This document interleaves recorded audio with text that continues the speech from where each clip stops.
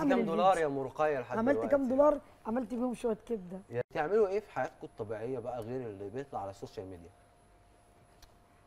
عادي اللي بنعمله زي ايه يعني؟ فيديوهات عاديه. يعني لو عندك وقت غير فيديوهات ومذاكره الاطفال وكده بتنسجمي مع حياتك ازاي ومعاهم؟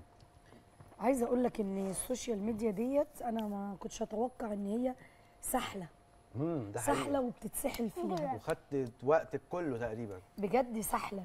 سهله ان انت من فيديو للايف لتعليقات لمتابعات لردود بتفكر. جالك ردود سلبيه؟ ده طبيعي.